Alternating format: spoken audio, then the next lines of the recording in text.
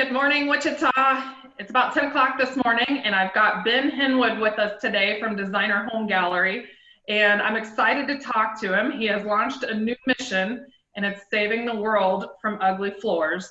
And he's just got his new website rolled out and lots of good stuff happening down there. And so I wanted to reach out to Ben so he can give us some of the ideas on what the latest flooring trends are. So good morning, Ben. Thanks for joining us. You bet. Thank you for the invite. Absolutely. So give us some details on what's going on in the flooring industry right now. What are some of the trends that you're seeing? You bet. Well, for sure, luxury vinyl plank, or LVP as it's commonly been titled, is a growing segment. We continue to find more and more launches. So the manufacturers are really expanding their collections and not taking away. About the only thing we've seen just very couple minor drops, and it's just colors that they hoped would work, but the sales figures just don't support them, and so they've discontinued a couple to they might take away 4 to add 12 more. So a lot of growth, and inside that particular segment, the floors are just getting very realistic looking. I mean, you see it installed and it looks like wood. I mean, you have to get down and touch it or pull an air register, to, see how thick is it, and try to figure out if it's real, is it fake, what is it? So vinyl plank continues to be a huge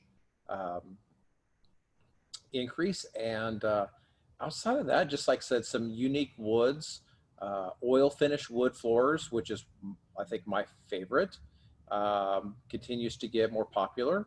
So we're getting some more introductions in that, which is nice. It's just giving us more colors to choose from.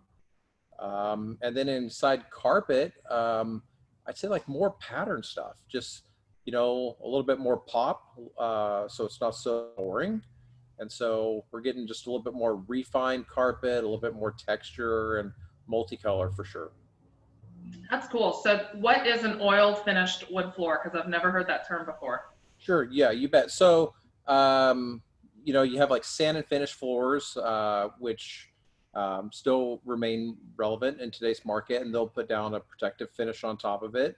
And then you have pre-finished wood floors, which typically have like a aluminum oxide coating to the top just for its durability. The only downside to both of those floors is it's professional maintenance. So if you get some scratches, some wear, tear, starting to look a little dingy, you have to have a professional company come in to recoat it and fix it. Oil finish is just going to be an oil coating to the natural wood, and so it's something that you can maintain yourself. The old oil finish floors, you'd have to empty the house out and then redo the whole thing. At least the ones we carry, you were able to just kind of spray down a rejuvenator and rub it in and just kind of rejuvenate the finish to the floor to get that natural finish back. That's cool. I didn't know that existed. And I've done a lot of floors. Stunning. Yeah, we just ordered 2,000 foot for this house a couple days ago. And so we'll get some photos of that as soon as the house gets finished. But oil finish for us is definitely our largest growth in 2019. So on the oil finish floors, is there a specific wood that you have to combine it with, or can it be done on any wood? The most common is definitely going to be oak. I don't know exactly why, but oak is, there's a couple hickories we have. I don't think there's any maples, but I'd say like 90% of it will be an oak finish. So the harder woods is what it's sounding like. Or just the way the grain accepts it or something. Cool. So on a luxury vinyl plank floor, what are some of the advantages to that over an actual wood floor other than the maintenance? Yeah, for the most part, your LVPs will be, because a lot of them have an acoustic backing built into them, so it will give you a quieter walk, possibly, just like I said, a little bit warmer walk also. Are they waterproof? So LVP some manufacturers will say they're waterproof. Some stores will have like a fish tank. They'll just put samples in. Um, I hate overselling something, you know, because it's like, was a floor ever made to be like sure anything, you know? So I always tell people they're highly topically water resistant. And I think that's the safest way to sell something to a consumer, because you don't want to oversell. And then when something has an issue, they're super frustrated with either, you know, that whole category or the store, and then it ruins it for everyone. So yeah, super water resistant. But I mean, it's like if your house floods, I mean, like, let's face it, you have a homeowner's claim, right? Because it's going to affect sheetrock, cabinetry, trim. It's, you know, if there's a basement below, it's going to get into the air ducts, run down, hit the ceiling, you know, mess up the seam tape or the texture of the ceiling. So I'm like, who cares if it has a lifetime water warranty? Because you're going to have to get a new floor because it's going to mess up everything else in the house. Right. So what would a cost difference be like on an LVP typically versus an actual wood floor install? Sure. So I would say minimum $3 a square foot savings on up. Like I said, the LVPs, the material is going to be a little bit less, and then it also the labor savings will be significant. Yeah. Yeah, we just did that in the property that we flipped in Willow Bend, and it looks beautiful. And one of my biggest questions for people, and I'll ask you this too, do you see a certain price range that people are putting that in, or are they putting it in upper end, lower end? I mean, just universally, are they installing it? Yeah, for sure. So you were building a house, and a builder gave you a $4 allowance for a floor. You'll get more bang for the buck on a $4 LVP than you do a $4 wood. For the most part, a $4 wood is going to be a cheaper product. It's going to scratch easier. The wear layer's not as thick. Doesn't have as many coats of finish to the top of it. So you're definitely better off, you know, getting a $4 LVP than you would a $4 wood floor. As far as LVP, we've done it in near $1 million Eastboro homes. I've got a couple of designers that just love it, and you know, they run it all over the place. Wood floors, I think, are still a luxury. I think they definitely have a place in homes. I always joke around. I'm like, you know, will my great grandkids be like, oh, we're so thankful great grandfather Ben put the plastic floors in this house, you know, when they unbury it or something like that. Because, you know, When it's they like, pull the parapet back? yeah. So it's like, you know, they're tearing up floors, and you know, they're like, oh, these are beautiful hardwood floors. Let's refinish them. You know, it's like, said no great grandchild ever like, oh, we're so thankful our ancestors put plastic floors down. So I'm a huge fan of tile and wood. I love what they are. I love the beauty, you know, that natural stone and hardwood floors give to a home. We were super shocked. The house that we bought is about halfway between College Hill and Eastboro, and we are the fourth family to own it since the 40s when it was built, and the wood floors had never been refinished. So when we pulled them back, it was maple, and I had never seen a maple floor installed. Usually everything is oak that I've pulled back and found. So they turned out awesome on the refinish. Or on the finish, since they had never been finished before. It was really cool. A good find. But yeah, I get what you're saying about the grandkids. They're probably not going to be that excited about the other. Yeah. On the vinyl plank, are they making it, does all of it look like wood? Does some of it look like tile? I mean, what are the more popular choices of that too? Yeah. So I'd say 95% is going to be wood visuals. Some manufacturers have discontinued a lot of the tile visuals, and it's just due to like quantity wanted.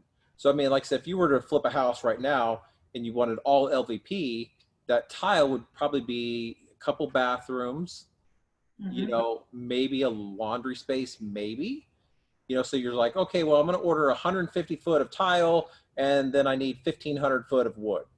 And just because of that, I mean, they allocate the production time to making the wood visuals, supply and demand.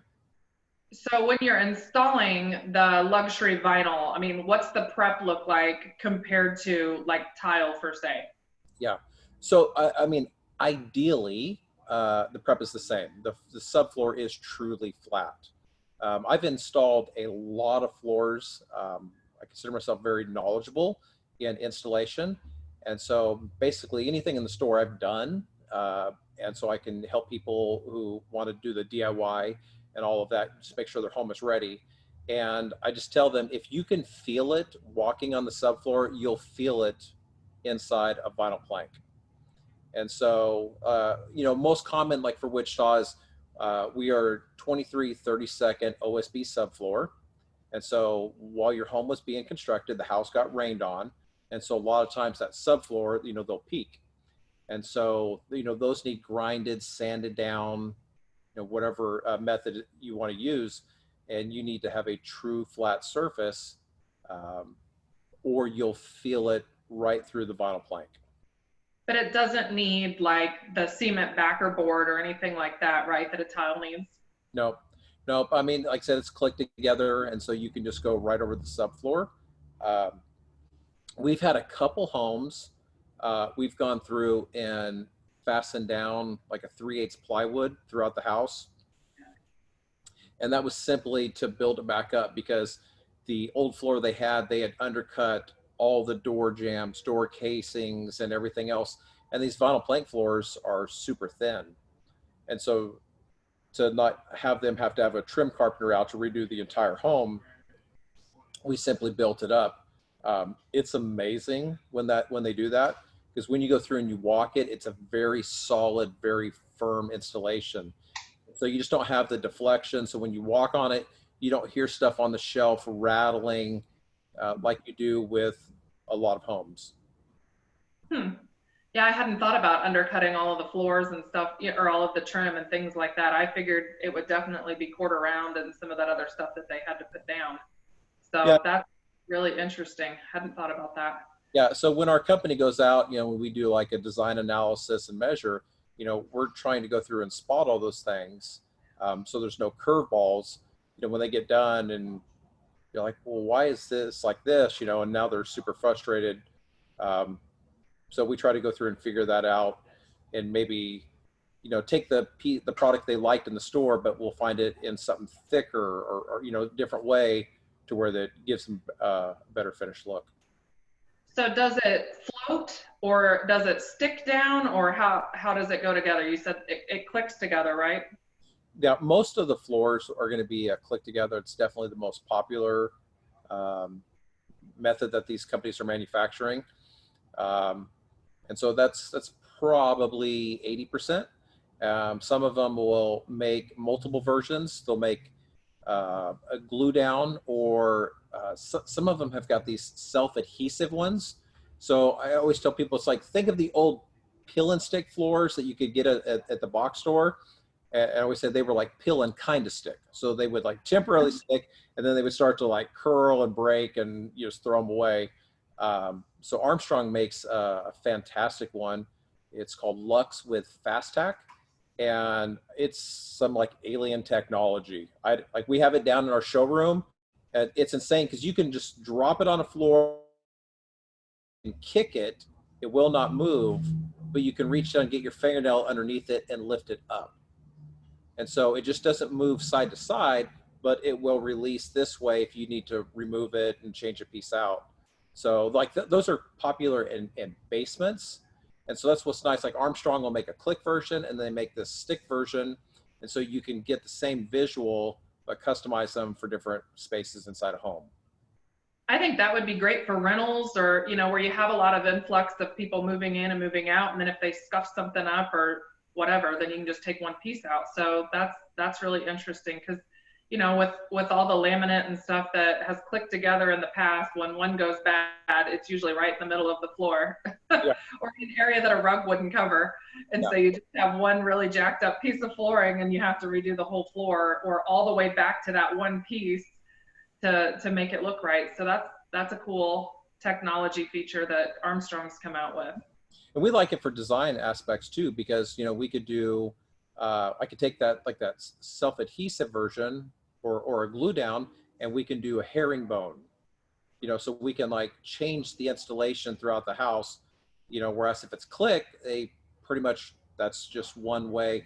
Cortec came out with a herringbone LVP, so you order like a left and right, and so you can mix it up for designs. But like I said, just having multiple options is nice because it enables us to work something specifically to a customer's finished look that they're wanting. What tile trends are you seeing, like size-wise, finishes? I mean, is it more like actual stone, or is it more, you know, like a porcelain? What are people picking on those things? Yeah. So right now, it's just like these manufacturers are just trying to figure out how big can they make a tile. Like we've got some 2 foot by 4 foot residential tiles. I know there's larger pieces out there, but they're typically, those are going to be like commercial applications. And so big, I mean, by all means, 12 by 24 is definitely still the norm that we're finding for homes. And then the other thing too, again, dimension. I think that's the thing I'm most excited about. Like, we're getting some like pattern to carpet. You know, we're getting a lot of that inside tile now. So we've picked up a couple unique lines that are going to give you just a lot of embossing, a lot of detailing, and so it's just fun because it's when you're done, you're like, it's something you're proud of. It's not just a blah wall that someone covered. It's more of an art piece. I mean, we've got I think it's an Emser tile in our bathroom that we did floor to ceiling a couple years ago, and it's black and it's high gloss and it's got a ton of different patterns to it, and it's really striking. Yeah, yeah, it's fun. Mm-hmm. I love it because, you know, when we're out showing houses, especially a lot of new construction or houses in a neighborhood where they were new construction 15, 20 years ago, it's like you see the same things over and over again, and we're finally starting to see exactly what you're saying. I mean, it's more of a custom or a tailored approach to what people are picking, and I love seeing that instead of the same thing over and over again. You know, when I built my first house, everything was travertine. Everybody wanted travertine, and now I don't hardly see it at all. Nope. Yeah, we used to have, you know, all 3 colors of travertine, couple sizes in stock. You know, do you want the light, medium, or dark? So when people are installing those huge tiles, so 2 foot by 4 foot, that's massive. You're covering 8 square feet at a time. Is there different prep that you have to do for that versus a 12 by 24 tile? Again, ideally, it's the same prep. You're flat. I mean, that flat is what is key for hardwood floors, a vinyl plank, a laminate floor, a tile floor, sheet vinyl, anything. I mean, you want flat. And then from there, I mean, like I said, it's going to require different thin sets. It'll need a large format thin set so that the weight of the tile doesn't just crush the thin set and not give it its legs to be able to bond to the tile. So I said different adhesives, and then just special tools to even cut one of them. I mean, most of these guys, like their tile saws will barely cut a 24-inch tile, and so you get a true 4 foot cut and not have it all jagged. And then, like I said, when we installed some in our showroom, we went and got special cups just to even be able to like maneuver the tile and get it into place. So the other prep is that you have to eat your Wheaties before you're carrying them around because they're probably pretty heavy. Yeah, skip gym day. You're just going to be gym day all day. I mean, what do you think one of those weighs? You know, you're probably 20 pounds a piece. I mean, maybe more. Just like I said, it wasn't too bad maneuvering it, but when we put it in, you know, we were putting the thin set on the floor for the showroom, and then we're putting thin set on the back of the tile and burning the tile in so it keys in properly to get the adhesion needed, so it doesn't break. So it was a lot of work, and then you're moving them, and then you're like, oh, we can't ship the edge, and so you're just super cautious, because if one breaks, all of a sudden you're like, oh, well, that was $40. Right. Exactly. So aside from selling it, it sounds like you also install. So you're kind of a one-stop shop, right? That you do everything from sales to install. Yeah, so Designer's Home Gallery is a full-service flooring store, and so we'll do carpet, wood, laminate, LVP, countertops, Formica Wilsonards, backsplashes, lots of tile showers, and so we handle the full-service aspect of that. And then we're a little bit unique that we are the only store in town that I'm aware of warranty on everything that we load out of the store. So there's some that'll do like a lifetime carpet warranty, but a 1-year hard surface warranty, or, whatever. We just want to take this simplicity and give people peace of mind and just give them a lifetime installation warranty, to where if something does happen, they simply just pick up the phone and call us, and we take care of it from there. I mean, what kind of things are you warranting against? I mean, the most common is just carpet wrinkles. I mean, that's the thing that comes up.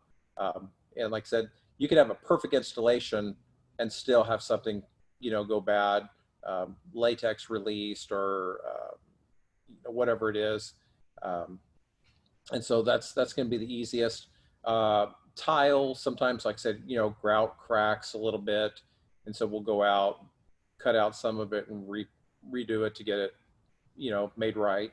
I mean, like I said, anything that has to do with our installation, there's outside factors that we don't and can't control, and that's, house settling and stuff like that. I mean, we can't warranty, what the home does, but we can warranty to make sure that we're doing everything right on our end.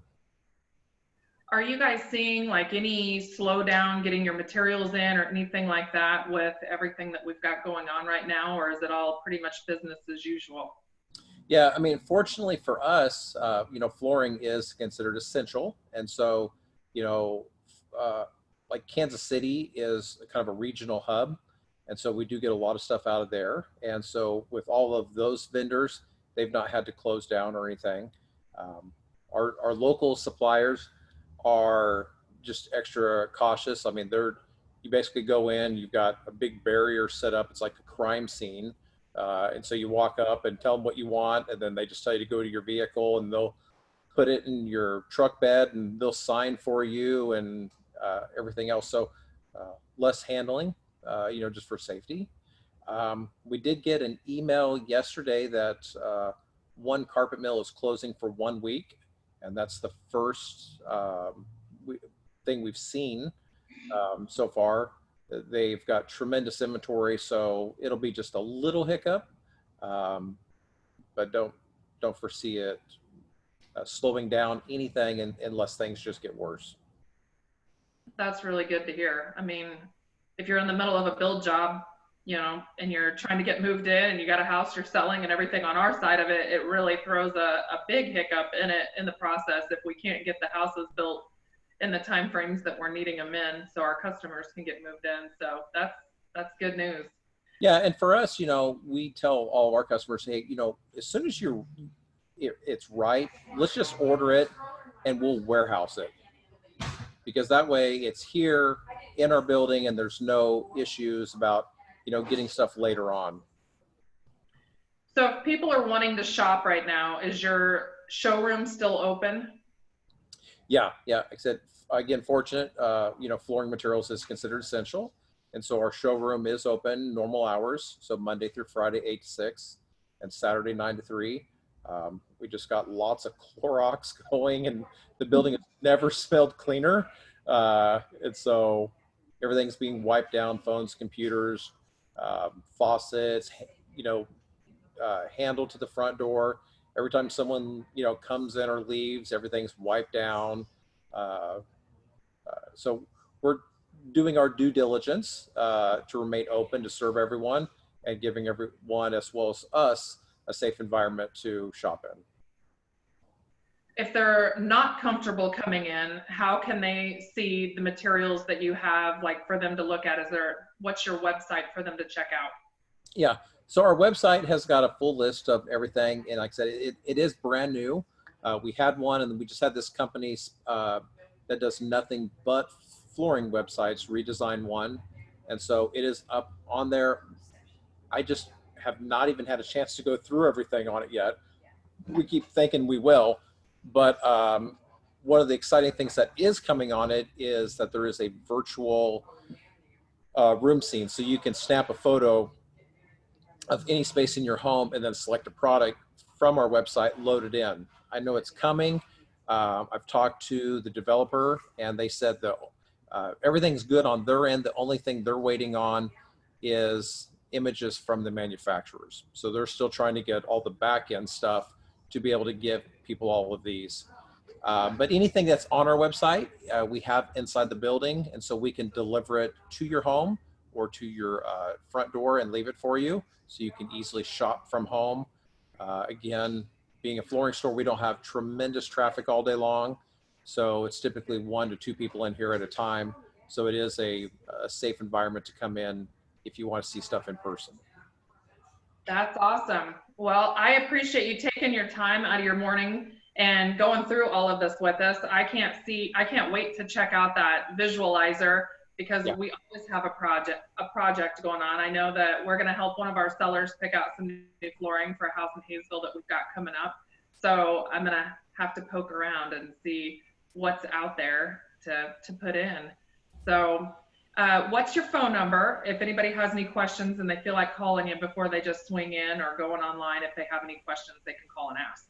Absolutely. So our office number is 316-440-8888. My direct cell phone is 316-992-1848. And you can check out our website at nouglyfloors.com. You can also follow us on Facebook and Instagram. And where's your store located at? 530 North Hydraulic. It's the northeast corner of Central and Hydraulic. Okay, so if you guys have ugly floors, you've now met Ben, so go check him out online, or follow him, or go see him in person, and he'll take good care of you. So thanks for tuning in today, and I will see you guys tomorrow. Stop recording. Awesome. Thank you. Thank you. Well, it's still staying recording.